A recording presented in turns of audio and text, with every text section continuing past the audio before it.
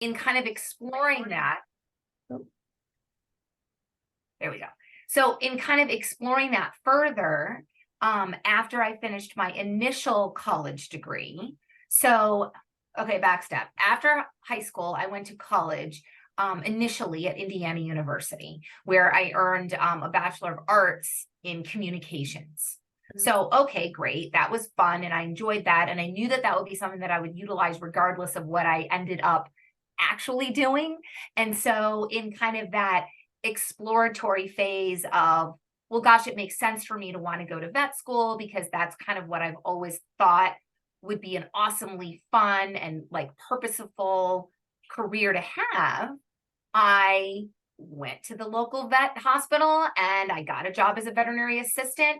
And I met two of the most outstanding technicians I've ever met in my life. And before that, I didn't know what a tech was. I didn't know that there was such a thing. I didn't know that you could go and become a credentialed veterinary technician. I just, I figured it was the doctors and everybody else. And they were like, no, no, no, no, no. We went to school at Michigan State and it's an outstanding program and you should look into it.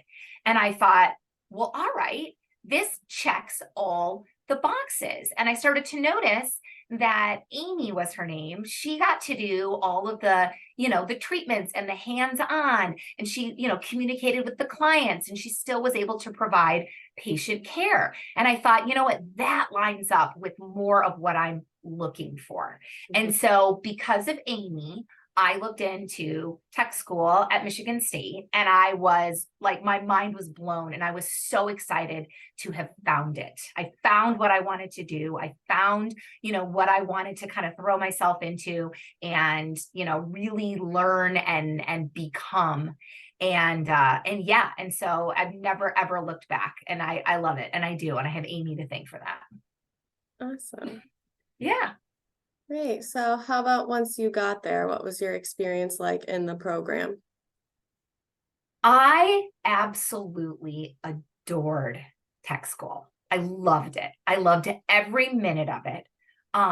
Having been through a lot of school prior to that, this was the first time that I was in a program that was just like, I wanted to study. I wanted to learn all of the whys. I wanted to learn how to spell all the names of the drugs correctly. And I wanted to understand the anatomy and where it was and how this parasite functioned in its life cycle, because I genuinely was interested and I wanted to know, because it wasn't like I had to, I wanted to. Mm-hmm. And so that intrinsic motivation to really just dive in and learn was awesome. And it was a really, really cool experience.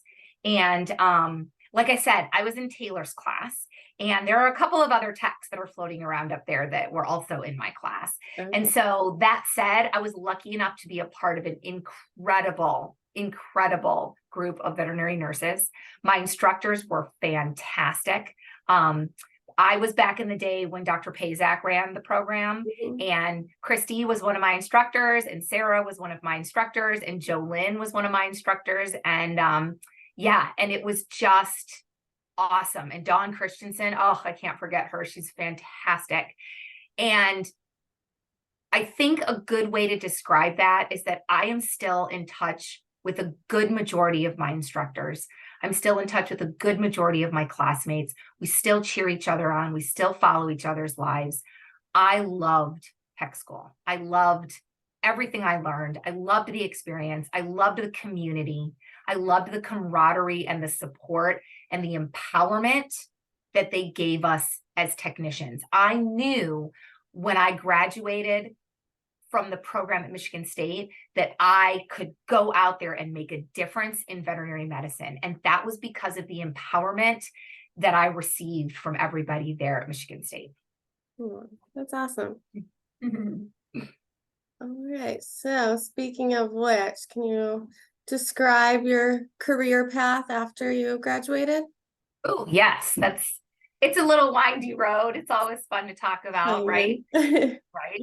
So, okay. So after graduating tech school, my fiance at the time was in veterinary school at Mississippi State University.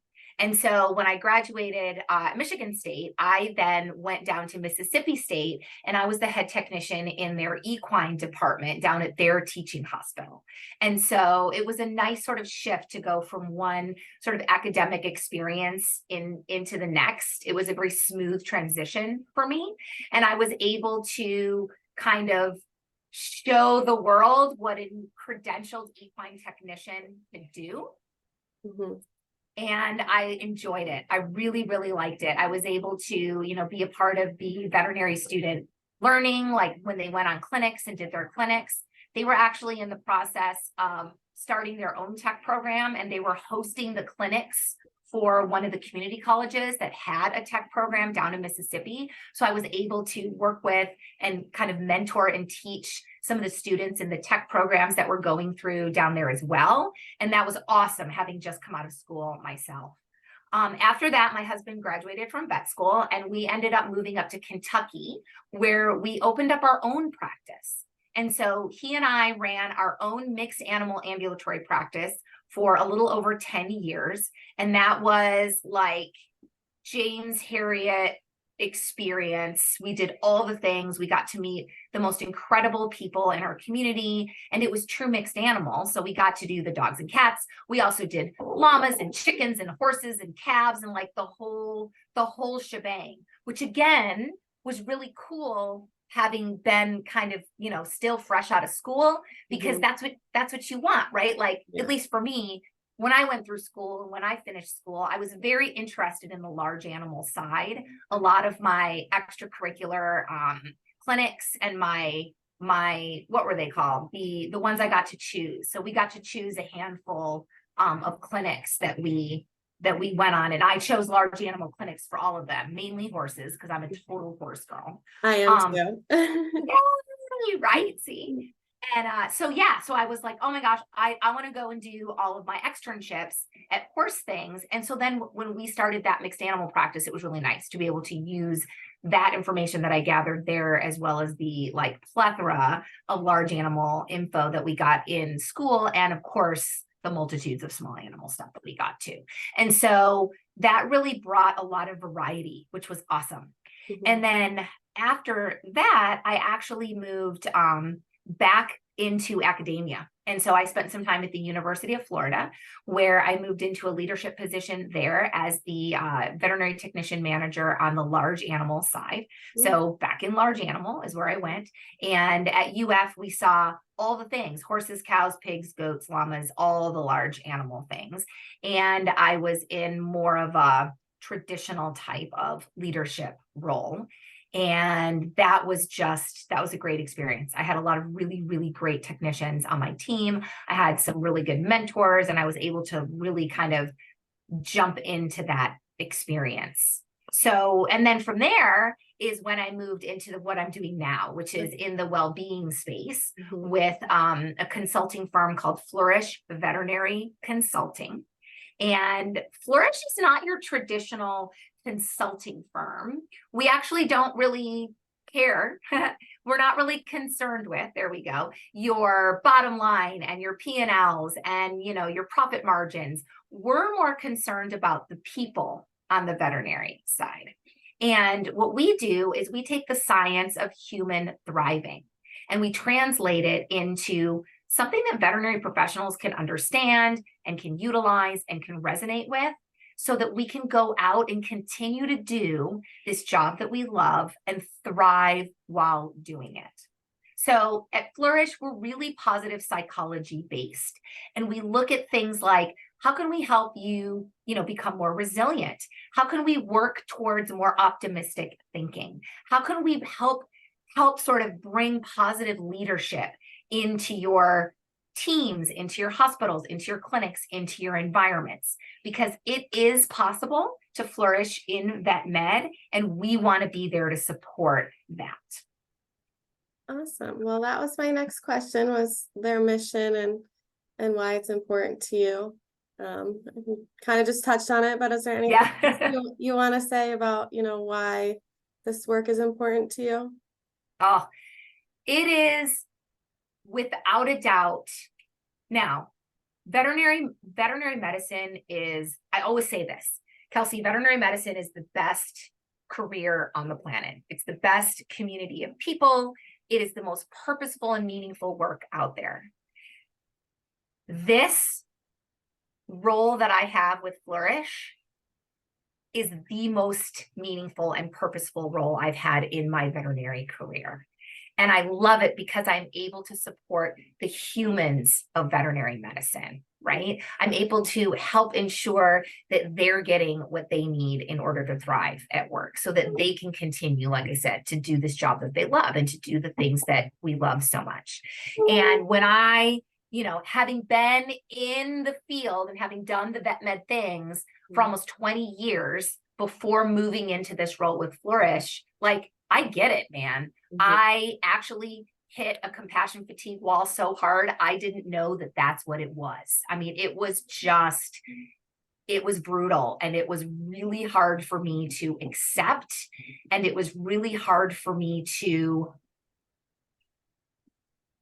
admit to enough to say, I need to pivot, because I knew I didn't want to pivot out of vet med. I wanted to stay in vet med. And when I was given the opportunity to move over to the well-being side and the people side of vet med, that's when it really went, oh my God, this is it. This is how we are going to sustain this profession, by focusing on the people and making sure that the people get what they need. And so that is what we do at Flourish, is that we focus on the people of veterinary medicine. And everybody within our company comes from a veterinary background, right? We get it. We've been there. We've experienced that burnout and that compassion fatigue and what it feels like when you're like, oh my gosh, nothing's going to change. And I'm overwhelmed with the challenges. We're short-staffed again. I can't understand why these owners are just not understanding the things that I'm suggesting that they do. This is frustrating to me. We've all been there. And to be able to take that experience and shift it over into something that's more promising, something that's more supportive, something that helps to support rather than encourages the complaining, is a really fantastic position to be in. Yeah. Awesome. That reminds me of our vet nursing alumni award winner in 2022 was Kelly Keith. I don't know if you know her at all, but I'll have to look her up. It's a very similar story where she did like 11 years in private practice and then felt so burnt out. And now she's with MVP and she's helping mentor others. So, oh yeah, interesting story. I'll have to send it to you. Yeah, definitely. Please do. That, to me, Kelsey, is one of the beautiful things of veterinary medicine, is that there's so much opportunity within one sort of community, one profession, one field. It's not, you have to be a tech on the floor for the rest of your life, right, or else you can't be in vet med.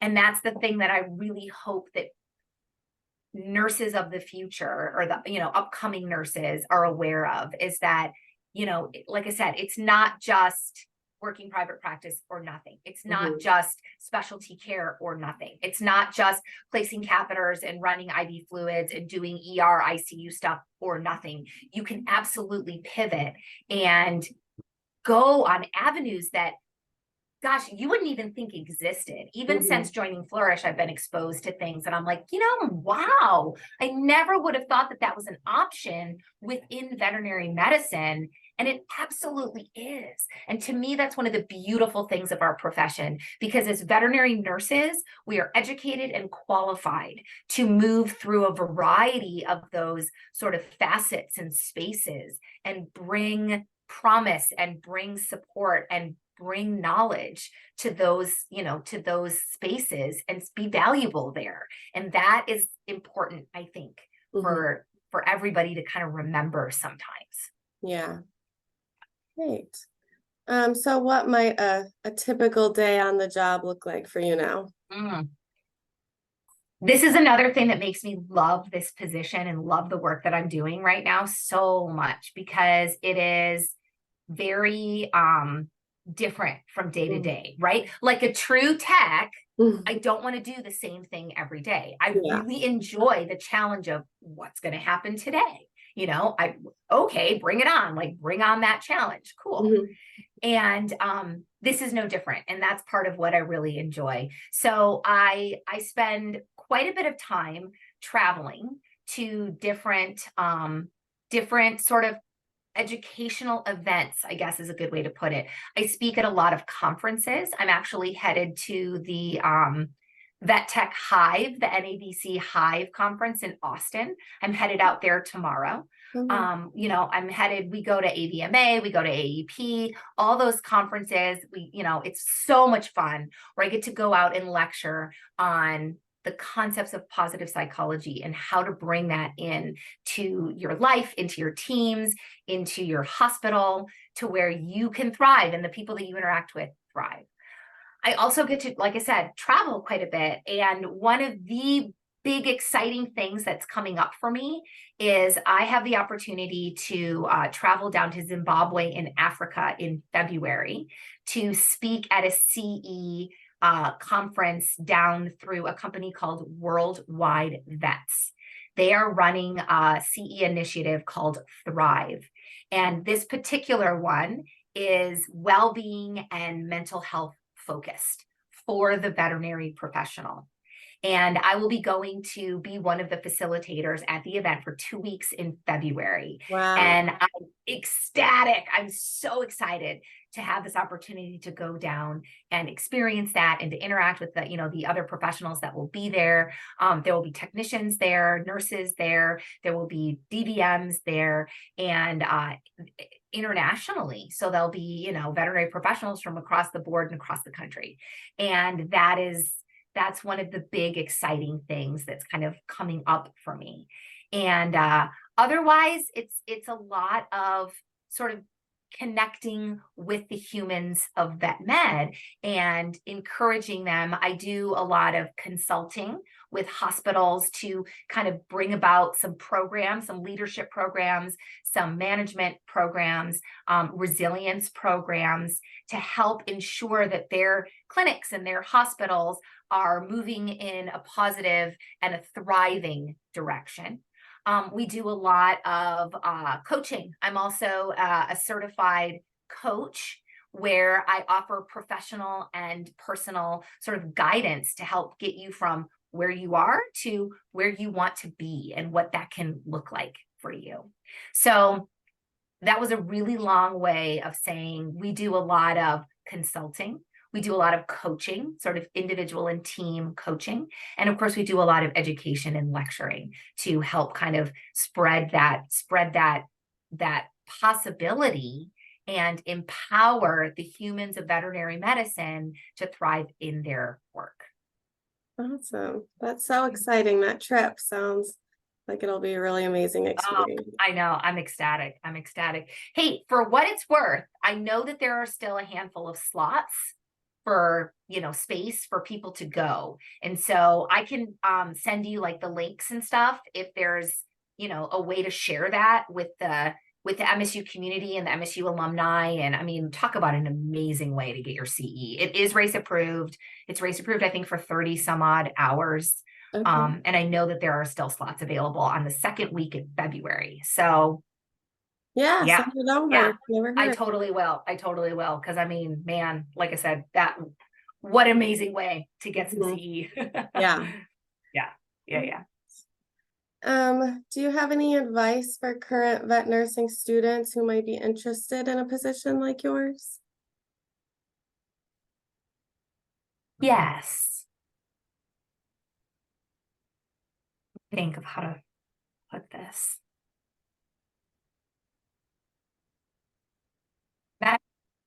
That it is possible, that the purpose and the meaning and the goals and the reason why you started nursing school in the first place, that feeling and that sense of purpose, it is enough to carry you through your career.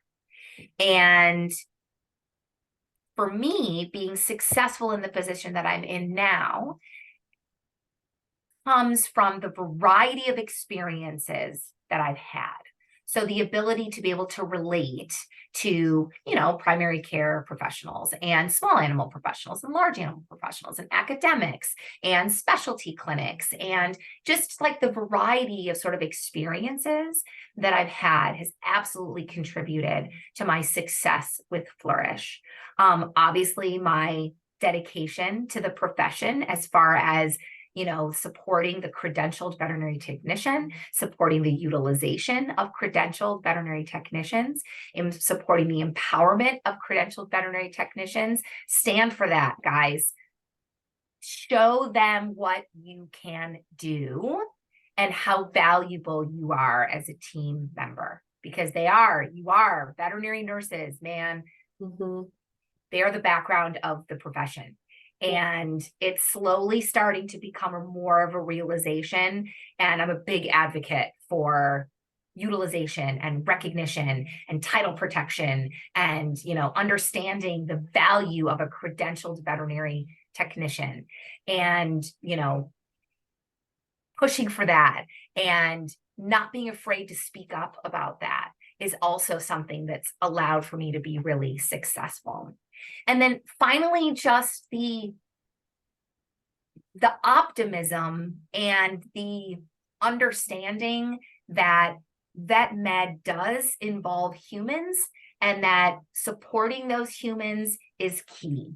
And staying aware and being able to kind of understand the dynamics of leadership and understand the dynamics of connections and relationships and how that sort of works with achievement and meaningfulness and what that means for vet med. And so kind of opening yourself up and embracing those concepts, because they don't teach us that in school. They don't. I think in the future that might come into play, but right now they're still not. And that's okay, because that gives us that opportunity to sort of embrace that on our own and learn about that and be open to those concepts and kind of figure out how they relate to us in vet med, because it makes a difference.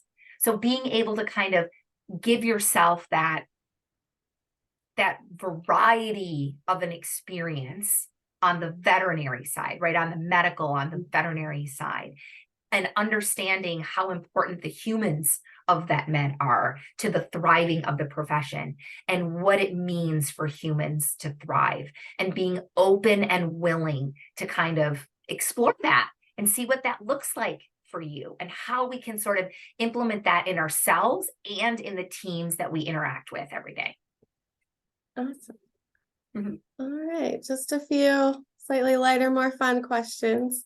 What do you like to do in your free time?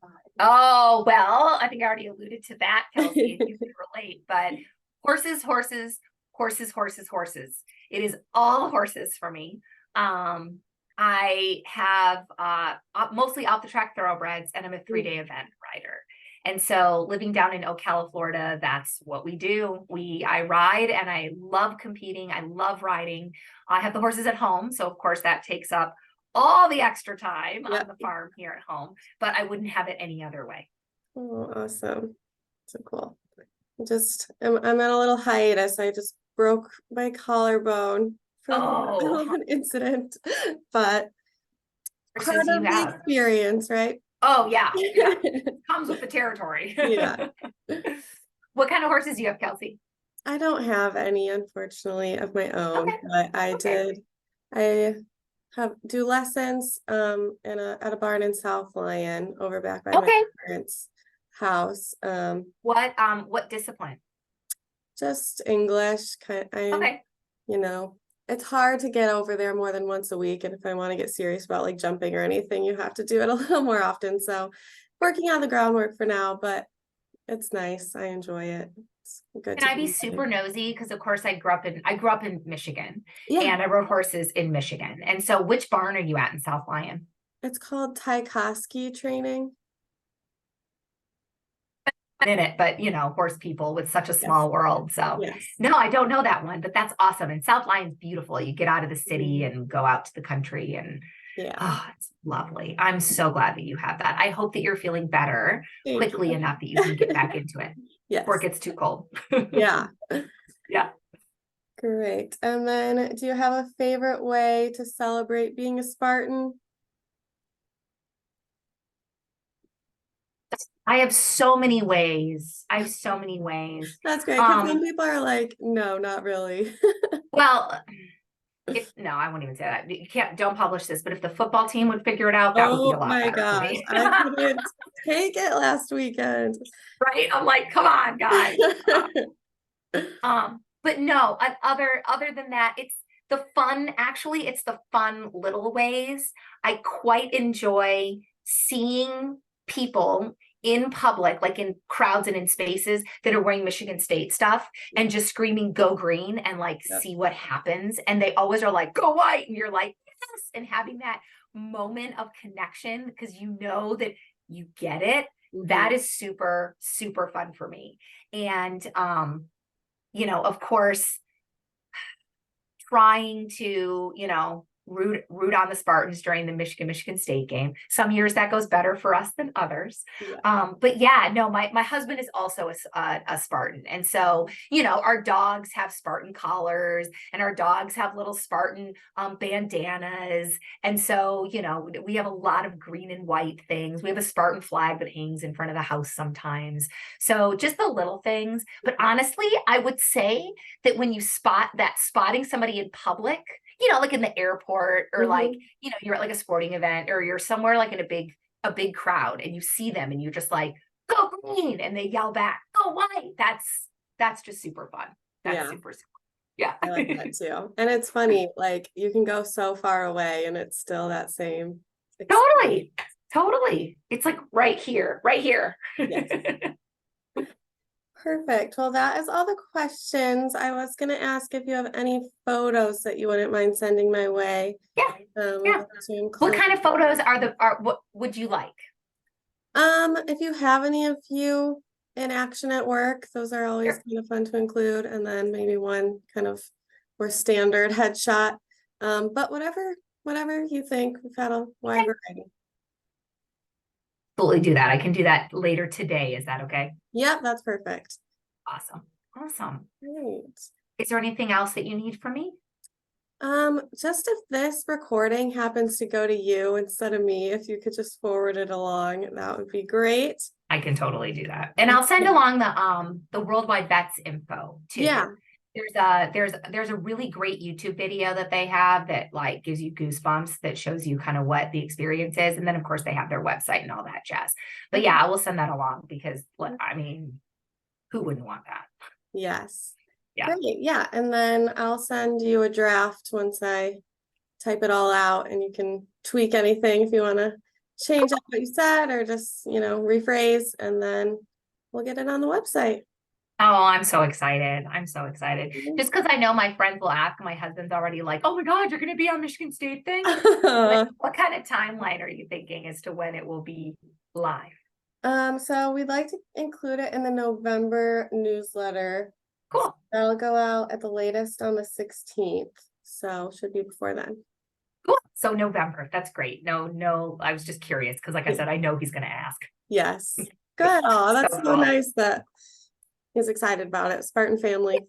Oh yeah, totally. He's a wonderful support. Yeah, he's a wonderful support. A vet and a Spartan. I mean, come on. Yeah. Oh, that's really cool. Kelsey, I've really enjoyed talking to you today. I appreciate you reaching out and thinking of me and all that. That's really, really humbling and very cool. Thank you so much for taking the time. I'm excited to get the story out there. Thank you. I hope that you're feeling better soon and that you can get back out there riding. Thank you. Yeah. I know how important it is for like our DNA and our souls. Yes. Yeah. All right. Well, you have a great rest of your day, and I will talk to you soon. Sounds good. I'll talk to you soon. Thanks. Bye. Okay. Bye.